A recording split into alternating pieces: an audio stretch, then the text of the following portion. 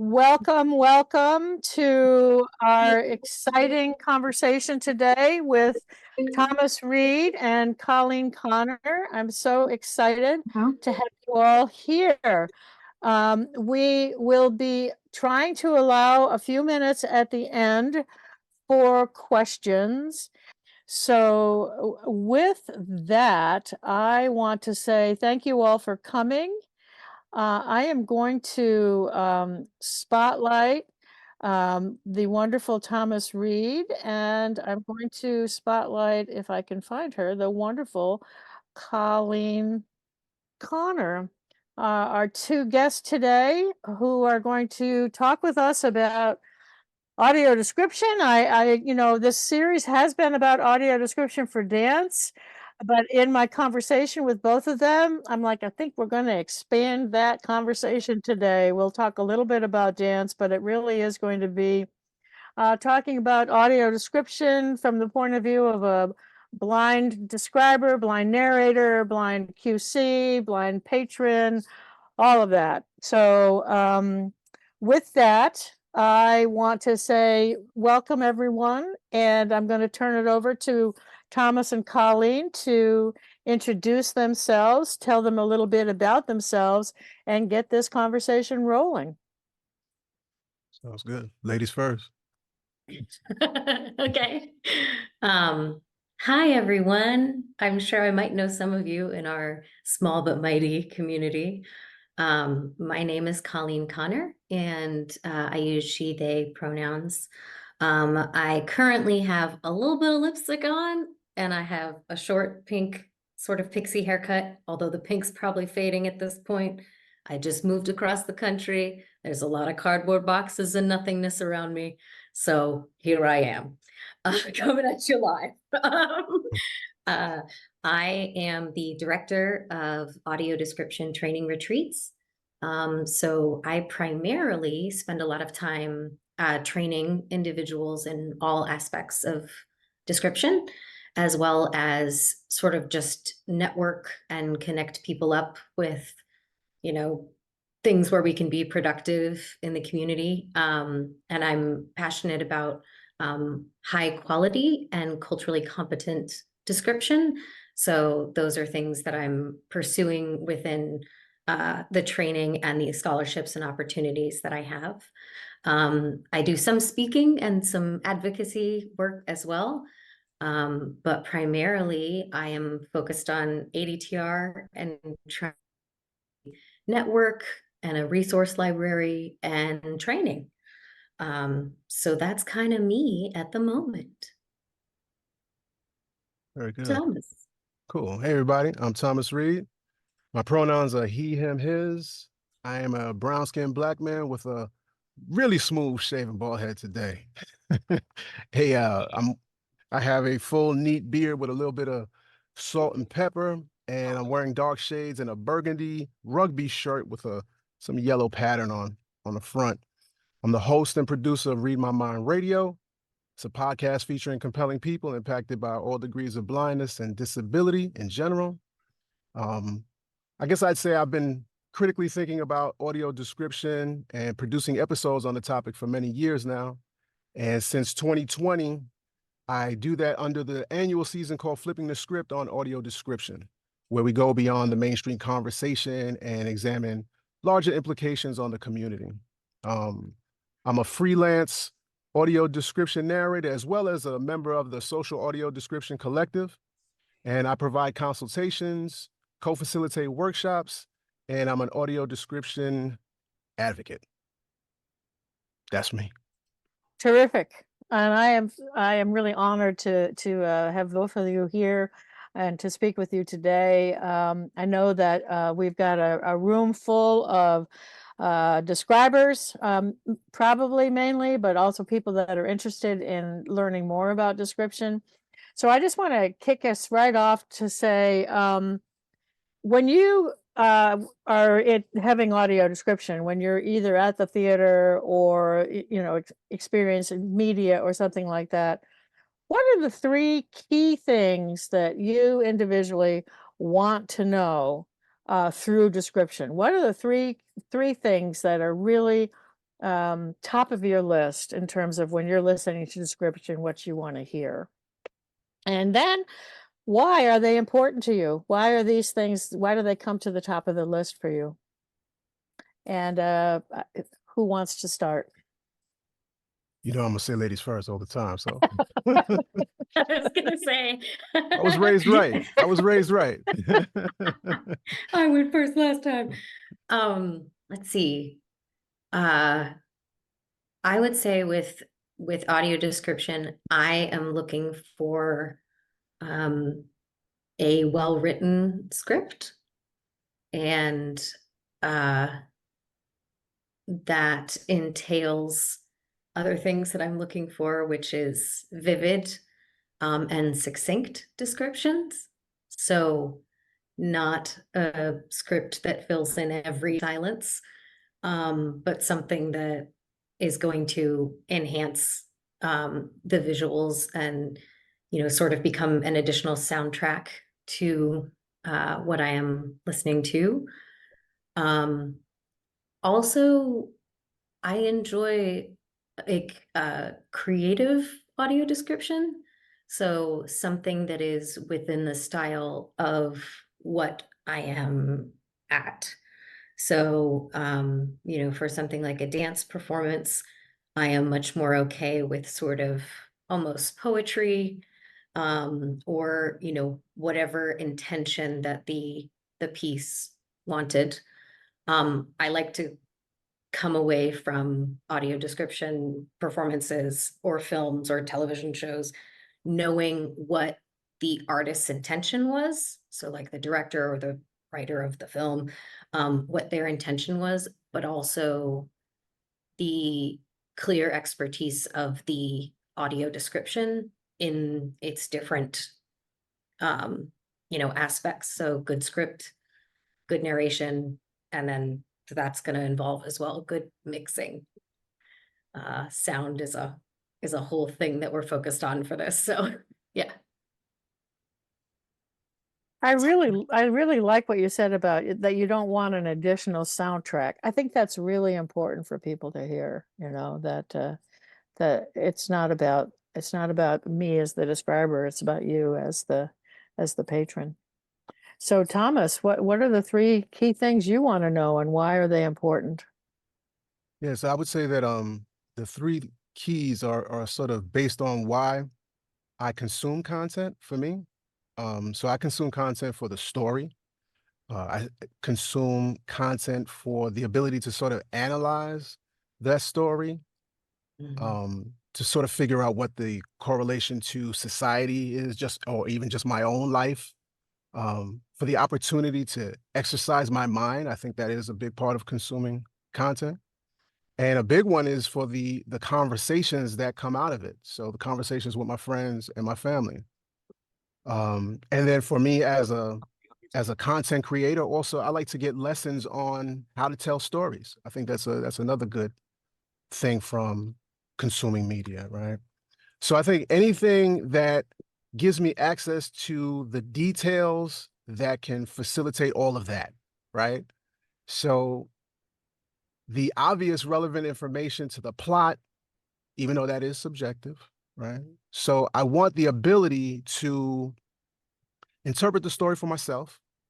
And in order to do that, I need access to as much identity that's on screen. I need access to things about setting, location, all of that. If you're into movies and you're really into movies and analyzing that, and I know this gets a little controversial, but you asked me, so these are my opinions, right?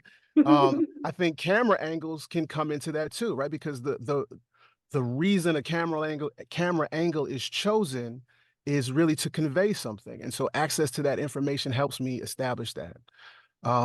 So in general, I think I want access to the nonverbal storytelling that's taking place on screen. And if it wasn't important, it would probably just be in audio. It would be a radio drama, but that information is there, so it's important. I understand, so don't jump on me, anybody. I understand that there are time constraints, but again, this is what's important to me. These are things that I would like to see. Now, obviously, I don't have access to all of that, but these are the things that sort of I like. So there you go. That's There's great. probably more than 3. I know.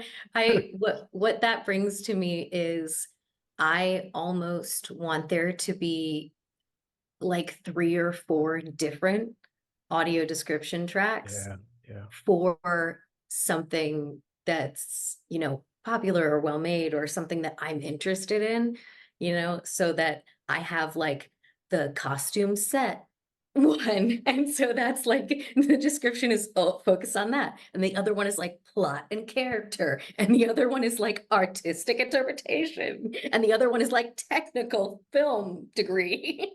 Yeah. I mean, in the technology, right? If you're consuming this on your own, it feels like the technology, I think it is out there, it's just not available yet. But there is an opportunity for that in the future if we can head into that direction. Like, if you're watching something on streaming, you can stop and sort of get on demand access to information. Wouldn't that be fabulous? So, I think so. yeah. Yeah, I think that, I do hope, what you bring up is the big challenge and dilemma for all describers, Colleen, is that you just mentioned 4 major areas that, that how do you decide? How do you decide how you're going to focus on? Is it the plot? Is it the setting? Is it the technology? And so do you have any pointers or any insight for folks into how do they make those difficult decisions if they're in a time constraint? I would say that it is probably the hardest part of being a, audio description professional of any kind, um, especially the script writing, and the, preparing for something extemporaneous or, live. It is, you have to become an expert, if you will. And once you have studied a lot of audio description, you listen to it. It's very important to listen to it a lot, and hopefully get some sort of training, and, just constantly consume things about audio description. Then you have to trust yourself that you are the expert at that point. If you make a decision because you had a time limitation, as long as you have a reason for the decision, then you just need to make it and go. Unfortunately, I think we would all go back and rewrite scripts that we've written already. Like as soon as something's done, you're like, oh God, I wish I'd done this. But so much of audio description is editing. And I will tell people that when they first start out, especially in pre-recorded media, television, film, write out everything that you want to say and then cut, cut, cut, cut. Because first you get good at writing and performing audio description, then you get fast. It's important to, bring all of yourself to your description. That includes all of your skill set, or, if you're really obsessed with Star Wars, and get on the Star Wars project so that you have a fan doing it.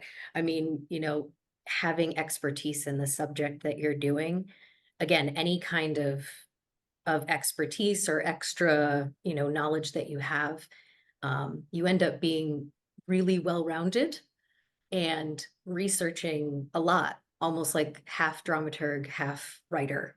So I think a lot of times people get really hung up on, I don't have time. And it's true, you just don't. And when it comes down to that, you make a choice and you move forward. And if you get feedback and critique, and then you say, thank you, got it, and move forward with that feedback, or hopefully change it if you can. But if you have a reason that you did it, then you're making a competent decision. So I think one of the other things to add into that, especially if we're talking about it from the perspective of the writer, Mm. well, actually throughout the whole thing, I mean, there's the focus, right? So understanding who you're writing for, and also that focusing on, because when Colin and I were going back and forth there, it was, we're thinking in the future, right? But right now you have to pick one of those things, as you said, Celia, and I think that thing is the story. Right now, we're really focusing just on the story and making sure we're making Mhm. that accessible to folks. So understanding that your focus is the story, and you should always, and you're going to hear me probably say this multiple times, center that blind person who is the viewer. So centering that, I think that's a great guideline for how to proceed. I'm not a writer for audio description, but when writing anything, I wanna focus on what I'm trying to convey and who's my target audience. And so when we're talking about audio description, the target is blind people. And when I say blind, I'm just trying to conserve some words. I include blind and low vision. I mean both when I say that. Just want to be clear. So you might hear me say blind and low vision folks don't say, what about low vision? I'm including you in that. So that's my 2 cents. We're using the royal blind. The royal blind, capital B. That's great. That's great. So, Thomas, you bring up something about that. You said, well, I don't write description. So what are the various parts of a team that you think is the best team to assemble in order to give really high quality description that centers the viewer who is blind? So, and I'll talk about it from pre-recorded AD, the creation of pre-recorded AD. So that's a team sport. That's really a team sport. I like to say that. And so I think Mhm. the first person involved is sort of like the coach, and that would be either called the AD director or a project lead. I look at that person as the coach slash manager because they're responsible for every aspect to a certain extent of the production, overseeing those aspects, right? So making sure that they take place on time, and that they're done right. If necessary, they're probably capable of rolling up their sleeves and contributing to parts of those process. Um, so I think obviously there's the first part is the writer who's responsible for reviewing that content, finding the space where it can be provided, right? Kind of doing an assessment on that. Um, Obviously crafting the concise and informative description for those scenes without dialogue. And I like to say if they're good at their job, they recognize their own biases. I think that's a really, really important part. And so yes, I'm talking about culture, but I'm talking about even things like what Colleen was talking about. You may not be right to describe Star Wars because you hate it, you find it boring. Then I don't suggest you do that, right? They do the research that can explain the things that they're not familiar with. So they know about doing that, whether they're landmarks, cultural references, all of that, wardrobe. Then I think a big portion that's important is for that script to be reviewed by a blind QC person. And I think that person should have similar qualifications to that writer. So again, recognizing their own biases, because you don't want to have somebody sort of verifying and checking the script. If you have the same biases as this other person, you're not going to catch it. It's not going to take place there. But also just thinking about and making suggestions for the language to say, hey, yes, this kind of conveys what you're trying to convey. Um, when that script is ready for narration, it should go to the narrator. And I like to think that the coach comes in here because rather than just sort of assigning it to anyone, okay, this person's available. No, they look at this as an extension of the film and think about narration in terms of casting. Would the director have chosen this person? If it's culturally, if it's specific to a given culture, would they just assign it to anyone? And even thinking about that idea of assigning it to anyone, I'm kind of thinking right now that I think that's part of the problem of why we have TTS, right? Text to speech, because the voice isn't really considered. So I think there are a lot of people, oh, they just want access to the content, just slap a voice on it. No, that's not what's happening here. That's not how we engage with AD. So I think that's a really, really important part. I recently watched something on Netflix. I don't remember the name, but it doesn't matter. But I can't get anyone to explain to me why this film that took place in the States, here in the United States, and it was all within quote unquote US culture, had a British narrator, and they use words like lift and the boot. This was on Netflix, like, and I think that should be the AD for maybe in the UK. That should be there. But I don't think that was appropriate for the States. Now I know what those terms meant, but you might have folks who don't, and it didn't fit the culture. So that's another example of cultural competence that I think folks probably not expect me to talk about, but yeah, it is. And maybe it can help folks get on board when you think of it in other terms, because it applies to all cultures. I think there's a QC process here as well. So with the narration, just to make sure things are said properly, that everything fits properly, right? All of that should be done there. And then the mix, Colleen alluded to this earlier. The mix is so important. The volume, one of the worst things, and it still happens to this very day on various platforms, that you'll listen to a film or a show, and you have to ride that volume control because the narrator may be either really low during the time when they're speaking, and then you have to turn it up, and then you have to turn it back down. All of that, it's still happening today, and it's ridiculous. Like, the only reason that's happening is because, you know what, y'all missed the QC process. That should be that final QC process before it goes out. Somebody should be listening to that. I mix as well, and I know I make mistakes, and someone will catch it on our team. Is, oh, okay, my bad. Let me go fix that. We're human. It's not to say that mistakes cannot happen, but checking can happen, and we should just be able to fix that. So, yeah, I just think there's a lot of folks who are missing that process. And so again, that idea of the team sport, to me, teams work best when they move as one, right? And I think the game that I would sort of apply this to AD, I think it's a lot like baseball in a sense, because you all have your individual assignments, right? The first baseman, you got to cover first base, second baseman, et cetera, et cetera. But at the same time, you back one another up. And I think a good team does that. So, I see that in the SADC. I'm gonna shout them out because we do that. If there's a time where someone's like, okay, I got something else to do, or I'm having some trouble with this, no, you jump in and you play that sport together. And to me, that produces a win for the team, and it produces a win for the community, which is good AD. So that's what I like. Currently unmuted. You're preaching, Thomas. That's I'm great. trying. Here, here.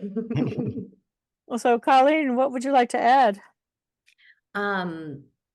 There's a few things Thomas touched on for pre-recorded that I will expand a little bit.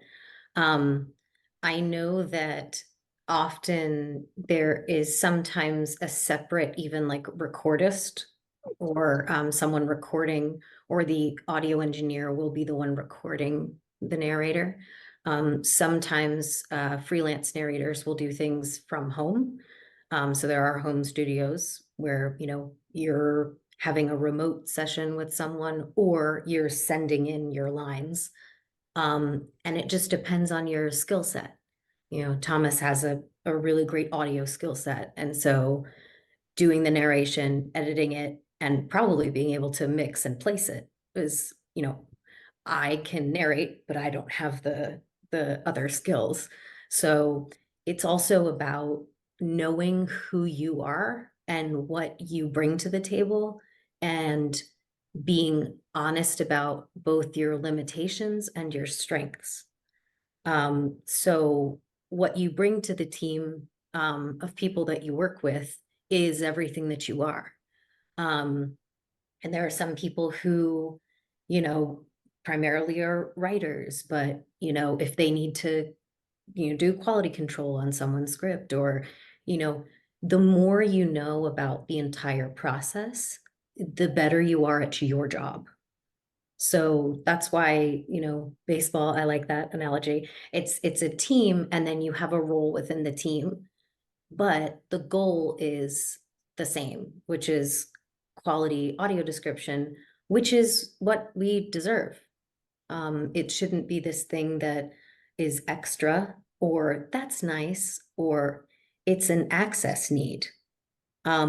We don't have access to huge parts of culture and art, and we haven't for a long time. That involves social skills and fan groups and talking with your family and friends about, a video game that's coming out or a film, or being able to walk out of the theater and be like, oh my gosh, that was so funny. And people being like, oh, I didn't even notice that. And being able to contribute to that. There's such a human part of that that people take for granted, that we only have access to if you give us access. And so having multiple people, you have multiple perspectives, and you're able to have a review process of, if not one, two times. What happens in the industry right now, a lot of the time, is that a writer is writing a script and then someone QCs that script. So they quality control, they go over it for, main errors. And, let's say a particular studio has a style guide. So like rules that they want you to follow. And all of those are different. So you have to make sure that they followed those rules and then give it back to them. And then it's going to the narrator and then just going out. Or it's going to someone who trains the TTS and it's going out. So no one, a lot of the time, no one is getting to QC the final, narrator sound, the mix of it, the QC process happens at the script and then stops.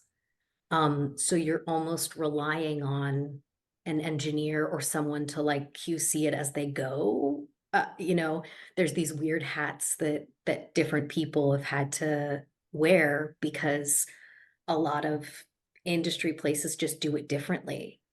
They grew out of a captioning or dubbing or subtitling department, and they just had to start doing AD. And so the roles are kind of doubled up or all different, or they're there, but the budget or the idea of adding a blind person is like, well, the learning curve would be so, much, and it would take them so long to learn everything. And this software is that we use is like not accessible, and um, invest some time in making it accessible.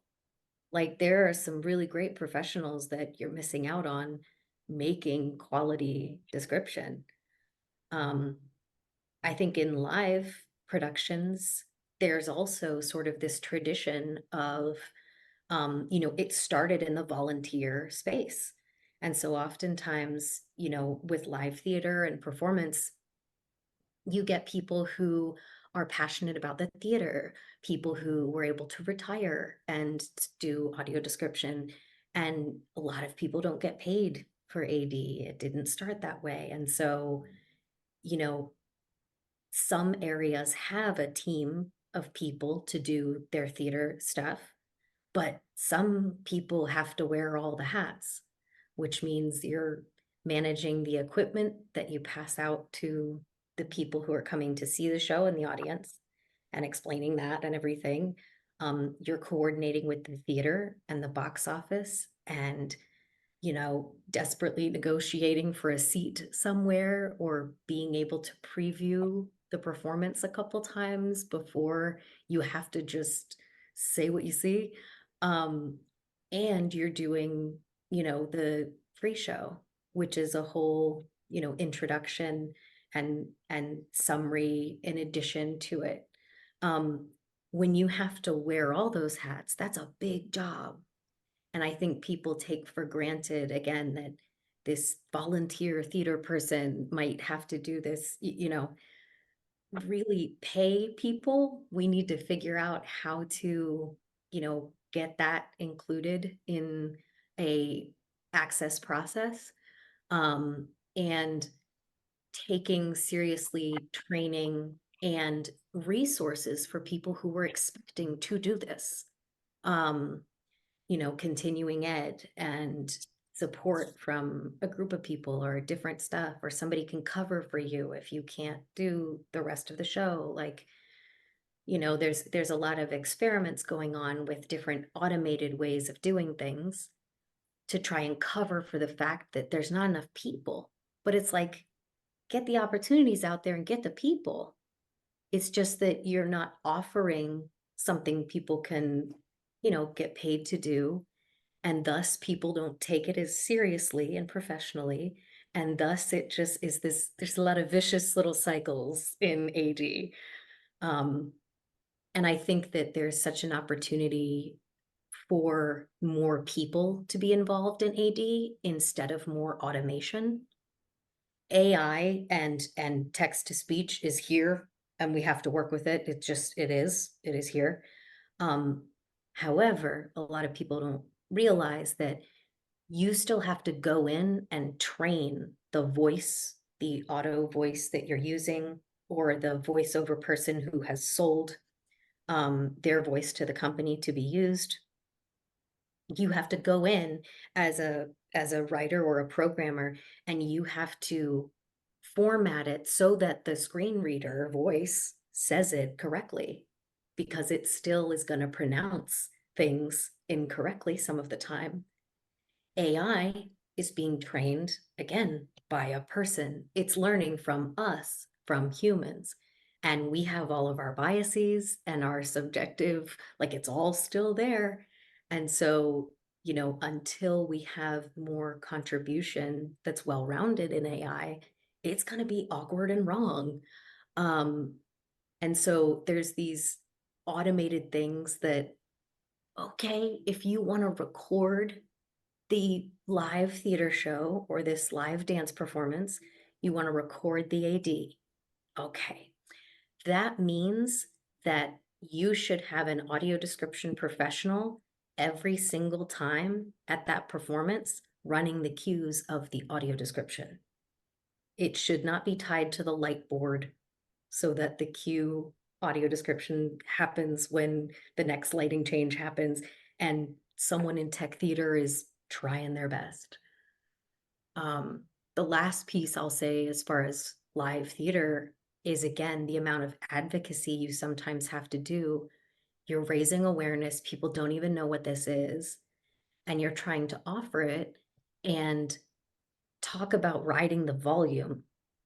I mean, part of my thing with live theater is that, especially if there's music involved, I cannot hear the describer. I mean, I just can't.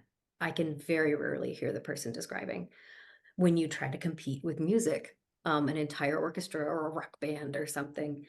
So having also the structure and the formality of saying, like, we need a booth, like we need to be in the booth, or we need to be, because if you're trying to speak into a mask mic in the audience, obviously you're trying not to disturb the people around you, and you're limited by the area that you're in. What if they put you all the way to the right? You can't see the other side of the stage. There's a whole thing where there's so many considerations that you all know this, we all know this, but communicating it to other people and getting them to care is where it gets frustrating.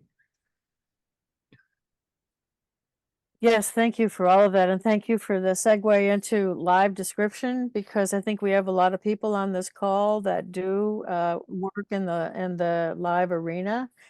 And, so many people, you talk about it not being recognized as a profession and the difficulty of preparing and making those choices. So can you think of areas, either one of you, where describers have been successfully partnering with blind describers to work on live description in terms of QC?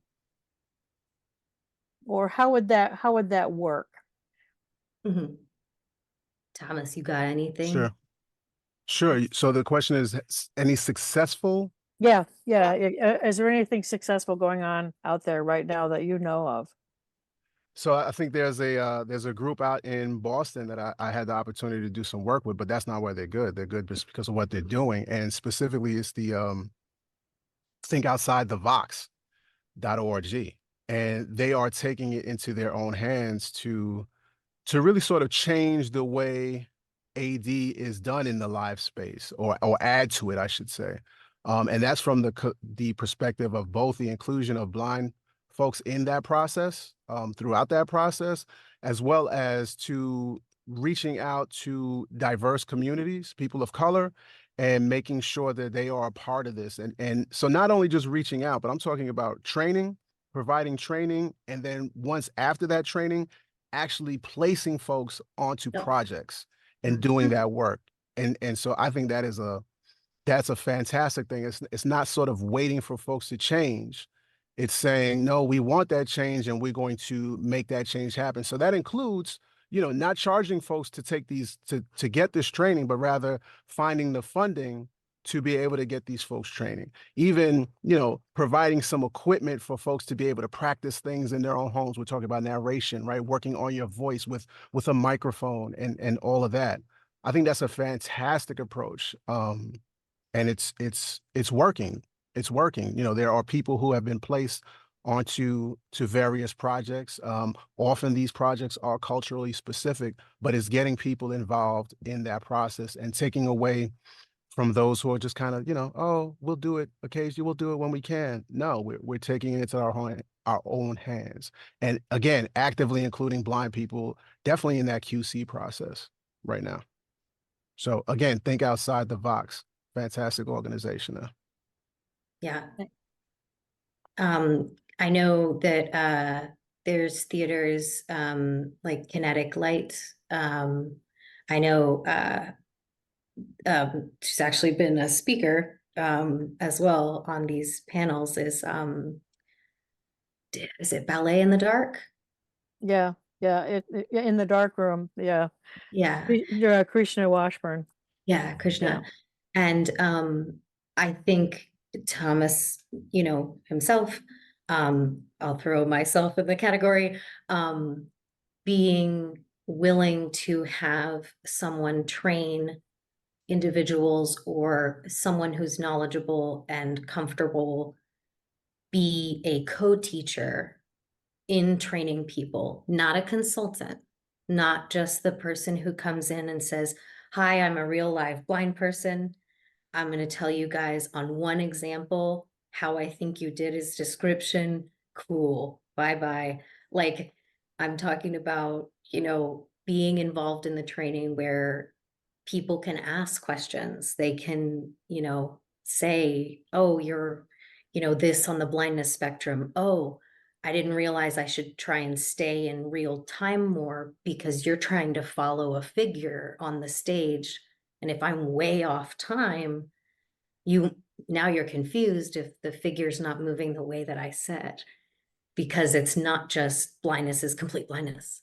There's this whole blindness spectrum, and being able to include people from that and recognize them as legitimate professionals and actual teachers, and then including them in groups. I think what Thomas said is something I'm really passionate about, which is having difficult conversations, and that it's okay to have difficult conversations. What has happened in the last few years is, it's been more available through the internet and through everything that's gone on in the world, just for people to start recognizing privileges that they have, or recognizing an opportunity and realizing that there are certain communities who don't even have the knowledge of AD or the opportunity for it. And if you just come give a talk one time about audio description, it's not going to go anywhere, unless there's a real gung-ho person. It's about trying to have difficult conversations and saying, hey, this is a community.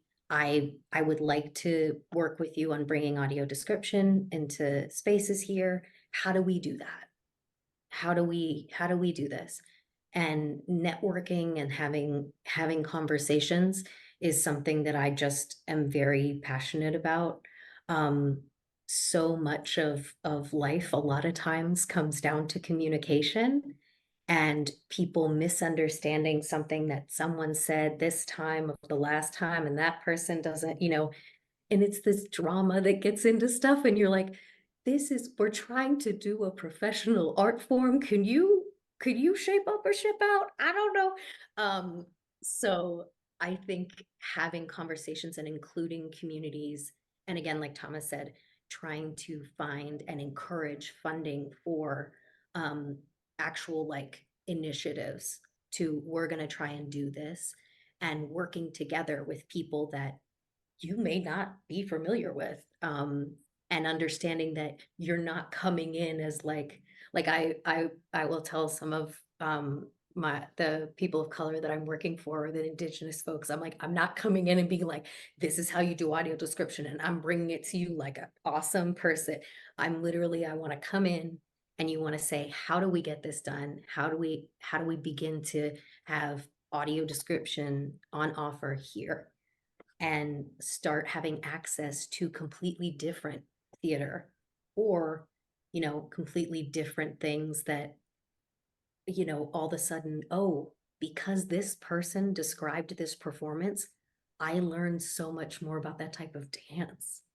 Or like they named all the hip hop dance moves and I was like, oh, I didn't know that was what that was. Like, cool, because someone different described it, someone from that community described it. So there's so much that I think can be improved by just working together and having conversations and being willing to um, feel uncomfortable. So many of us, of course, you don't want to be uncomfortable, but being able to just admit, like, this is uncomfortable. I am doing my best. I'm sorry. Okay. But what do we need to do better moving forward? And just, teamwork kind of thing. Currently unmuted. So Yeah. I think what you're talking about here in some ways is like a paradigm shift in the way that people look at what description is. And I think back to Margaret Fansteel, who was, a blind woman who worked with a sighted man to come up with the principles and to come up with what is audio description. And so they were a sighted person and a blind person working side by side to do description. And then it became sort of the sighted person's service for the blind people, Mhm. and it's operated in that space for a very long time. But I think what's been happening and what is very exciting is that model has been challenged and is being broken to take it back to what it originally was intended to be, which is this is a service that is, that needs to be influenced and run in some ways by the people who benefit from it the most, who are the individuals who are blind. And so I think it's really, interesting that what you're talking about to me is a big paradigm shift. And I think when you talk about having uncomfortable conversations, I think that's one of the conversations that's uncomfortable, because there still is a sighted privilege that I know better because I'm sighted, and I know better what, what should be happening. So do you find that do you find some truth in that, either of you?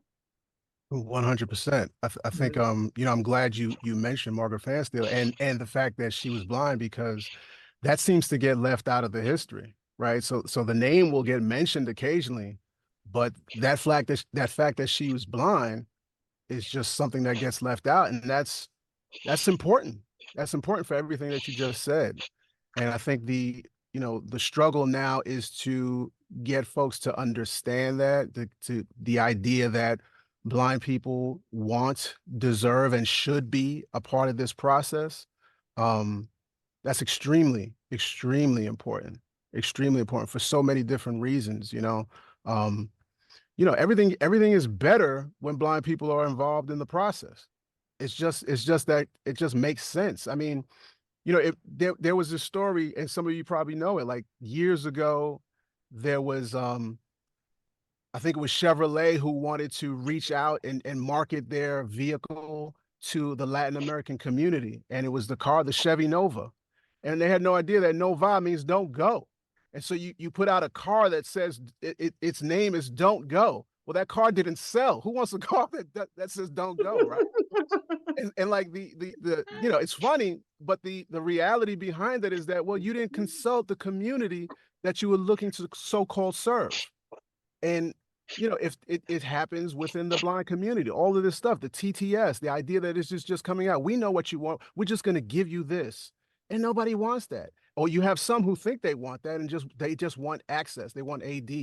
So yeah, I mean, everything about AD is going to be better when blind people are a part of the process. And I don't think there are blind people who are saying we're taking this over. I don't think that's the case. I don't think there's anything to worry about. Those who might be thinking that. It's no, we deserve to be a part of this process. And what's the matter with, like, if we all know, we know that there are limited opportunities for disabled people, period. And blind people are a part of that. And so why shouldn't disabled people be a part of something that is for them? That, you know, that doesn't make sense. So absolutely, I think that's a big change of what we're trying to do out here. And it's happening slowly, but there's, you know, there's 2 steps forward, 3 steps back type of thing. And again, TTS is one of those big steps back. But then also, you know, these folks out here who are, Colleen mentioned, who are saying, oh, our process isn't accessible. Really? Well, if you know your process isn't accessible, then we have things called, number one, accommodations, because I call BS on all of that. I call BS on all of that because the process is just a process. It's not the process. There's a way around every single process. And shout out to Eric at IDC, and you know, we created the process. It's not nothing, it's not a fantastic thing. It's not that big. It's not that big of a deal. But if you're gonna use that term, that's saying that it's not accessible within, and you don't do anything to fix it, well, I'm gonna call ableism on that. I'm just gonna, because that's what it is. You want to exclude folks who are trying to be in this. And so don't go out here and say, oh, you know, we want to. If you did that, you would put your money behind it and you would do it, or you would just find the accommodations. So if Colleen said, you know, we're talking about communication, we having difficult conversations. Well, I'm gonna call it what it is. That's ableism. It just is. It may not feel good to hear that, but you have to face that and you have to think about it, because you're discriminating based on disability. And so let's do something about it. Everyone wins if we actually do something about it. And that's the hard part, is that as soon as people get that, the little, oh, money is involved, or, oh, we have to change something that's set up in a, you know, steps 1, 2, 3, 4, 5. No, those are the 5 steps. And you know, oh, this is going to revamp the whole thing and it's going to take forever and And it's like, there is a way for this to, you are selling a product, and your product could be a lot better, and it could include more individuals with disabilities, and it's not able-bodied individuals making things that they think we need and we don't, because you've spent the time and money on that, but we don't need, that's not a problem we have. You spent all this time and money on this project that will tell us on an app whether we're in a crosswalk or not. Put that money somewhere else, because I don't want to know if I'm in a crosswalk. I want to get across the street. I don't need to know while I'm in the street if I'm in it. So just the idea that there are, again, Thomas, you said it perfect, which is, this is the way it's done. And the idea of changing that is just unfathomable for some people. It really freaks them out to alter something that's, well, this is the way it's been done. And it's just about taking a chance and saying, hey, this could be better. It's also the right thing to do. And we can alter our process and then have more work and better work because you have blind and sighted writing teams who the QC on that afterward is much less, trust me. Yeah. There's a lot of improvement that could be made that is so much about including and altering a process, including blind people, including someone with a disability. And you do have to change the process, but it will get smoother once you figure it out. And it's better in the long run. But it's that long game or that alteration that people can't quite grasp. It really freaks them out.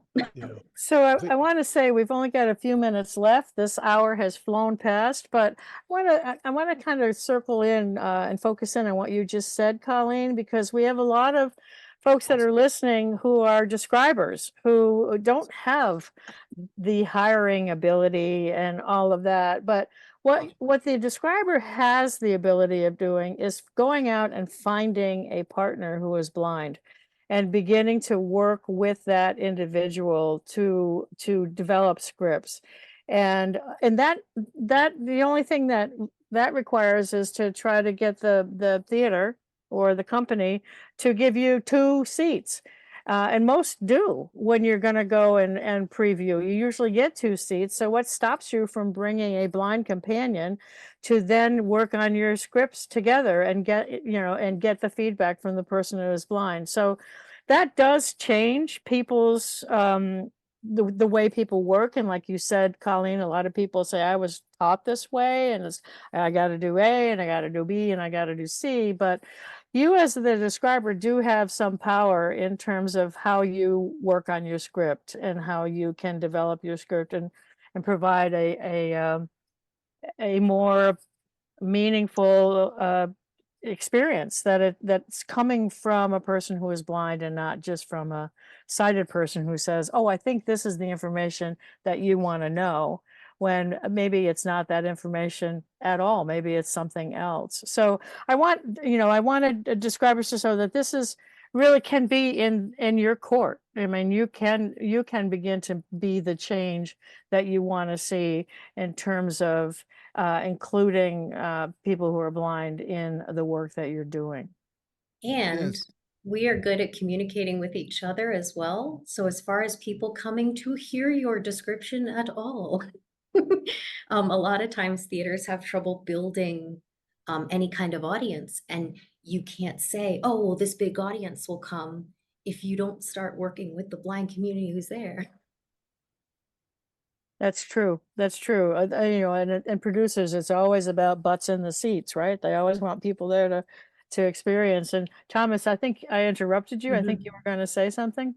No, I was gonna say you mentioned something that I think is really, really important. And that's if the training that folks are receiving isn't including the idea of working with a blind consultant and blind QC or blind people in general, getting that feedback or building relationships with the blind community, then that training itself needs to be questioned, right? Mhm. That's not good training. That's not good training at all, because you're eliminating, like a lot of this has to start from that training. Mhm. And so, yeah, that needs to be questioned. But yeah, you're right. I mean, it's not difficult thing to find blind people. Like, it really isn't like to participate. I mean, you have advocacy organizations, you have sports activity organizations, you have all these things that are within the community that all you have to do is just go and say hello.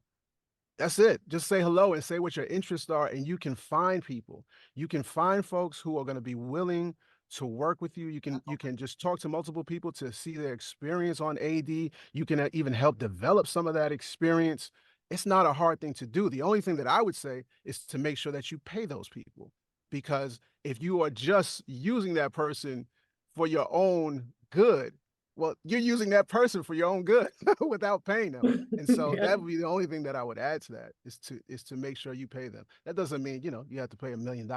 No, it's not a really difficult thing to do to meet people today. You have social media. You have all of these various ways of communicating and interacting with blind people across the world. It's pretty easy. Well, I think that that is a great way to end. We've had several people that have had their hands up with questions. So if you'd like to, Angela, you've had your hand up for a really long time. If you'd like to unmute and ask your question. Well, it's more that exhort everyone to become an advocate, a flaming advocate. I don't know if anybody's seen Mean Girls, but AI is moving into the audio description space very heavily. There are companies that are marketing their AI services as an inexpensive way for producers to provide this service, and it's truly hideous. I am sighted, but I was with two visually impaired audience members, and they walked out of the movie because they said it was so horrible. They were talking over the lines, and every time I'm a theater critic, and when I go to audio described shows, I review the audio description as well as the production as a way to make it more visible. And I'm going to start doing that with all of the cultural products that I review, is bringing a sight impaired person with me, availing ourselves of the audio description, and then having them. And I have specifically made it my purpose to call the theater when there's a good audio describer and tell them how happy I am with that service. Yeah. But everyone needs to advocate, because right now, there's a lot of tight budgets in theaters. Here in Chicago, theaters are going out of business or looking for places to cut money. And then they go to some, event or thing, and there's a table there, and there's a technician who says, we can give you this AI. And they run the script through the AI, and then they've got the auto thing, and it costs them hardly anything. And they're like, okay, check, I did that. So we have to advocate. Absolutely, Angela. 100%. So, and it is true. AI is rampant in the audio description world. And I do want to say that there are guidelines that are out right now. The ACVREP has issued guidelines for certification. I want all of you to go to those and make your comments. It is for describers and QC. That's what the certification guidelines are for. And if we can work to elevate the profile of audio description and audio describers, I think we will make a stronger case for eliminating AI in the future. So please, if you haven't already, go and make your comments on these certification standards that a committee has been working on for 5 years. But Celia, if yeah. you don't mind, I just wanted to throw out a little promo Yep. because I Yep. host with Nefertiti Matos Olivares and Cheryl Green. We host a blind-centered audio description chat, and we're going to hold a chat specifically to talk about the certification Great. guidelines. Great. And we're going to be doing that next Saturday. So look out for Great. that, y'all. Yeah. Yeah, and that's great, Thomas. Thank you for that. Yeah. And I will make sure that I don't take anything personally. Yeah, please don't.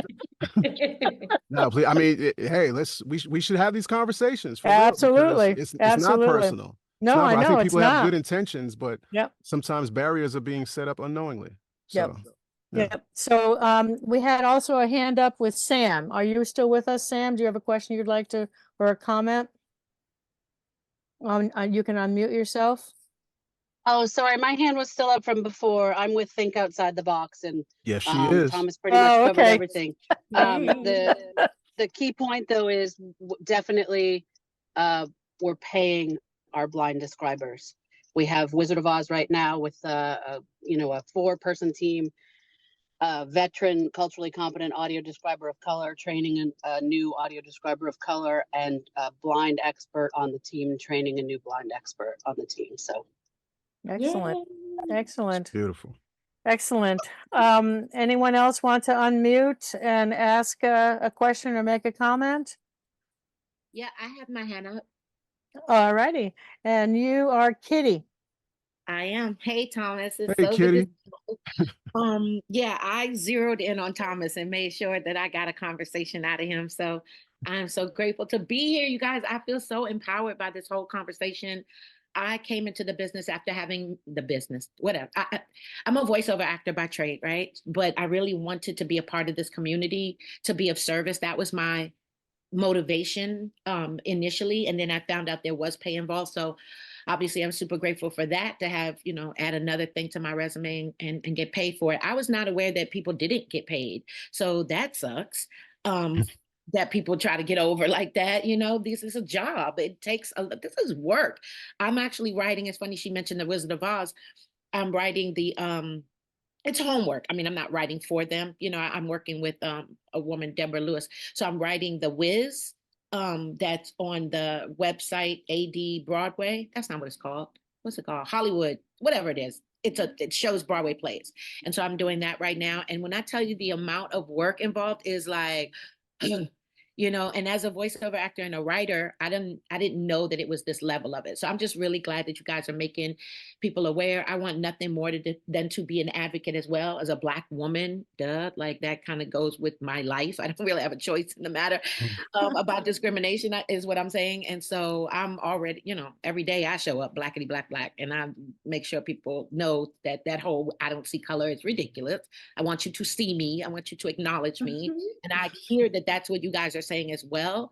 And it warms my heart so much. Like, I'm so full right now to hear what the work that you're doing and how much effort you're putting into it. And again, like, if anybody wants to collaborate with me, I'm cited, yes, but I feel like I need to make excuses for myself.